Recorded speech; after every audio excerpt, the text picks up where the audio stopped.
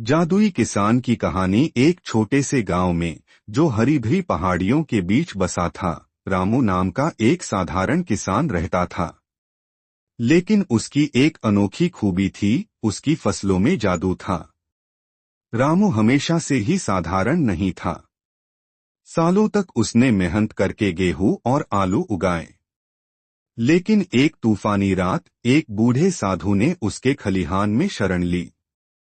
रामू की मदद से खुश होकर साधु ने उसे एक राज बताया। बीज बोते वक्त खुश रहो और धरती तुम्हें अद्भुत फल देगी। अगली सुबह रामू ने मजाक मजाक में गाने गाते हुए बीज बोए। तभी अचानक उसका गेहूं सुनहरी बालियों में खिल उठा और आलू तो कद्दू जितने बड़े हो गए। यह खबर पूरे गांव में फैल गई, रामू के खेतों में जादू था। जल्द ही व्यापारी और वैज्ञानिक उसके जादुई बीज खरीदने आए। लेकिन रामू ने मना कर दिया।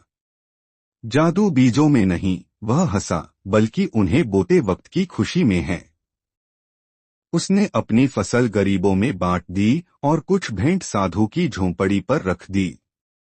लेकिन एक लालची जमींदार ठाकुर सिंह ने रामू के बीज चुरा लिए और गुस्से में बो दिए। अगले दिन उसके खेत में कांटेदार झाड़ियां उगाईं। गुस्से में उसने रामू पर झूठा इल्जाम लगाया। गांव वालों ने सबूत मांगा।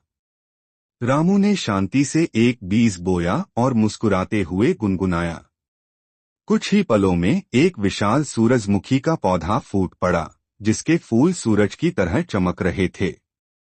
सब दंग रह गए। रामू का जादू सच था, लेकिन सिर्फ उनके लिए जो दिल से मानते थे। हारकर ठाकुर सिंह वहां से भाग गया। रामू का खेत हमेशा हरा भरा रहा, क्योंकि वह धरती से प्यार करता था। कहते हैं, आज भी अगर कोई उसके खेत के पास जाए तो हवा में रामू की हंसी सुनाई देती है। और इस तरह हंसते गाते किसान की कहानी अमर हो गई, जो याद दिलाती है कि सच्चा जादू दयालुता में छुपा होता है।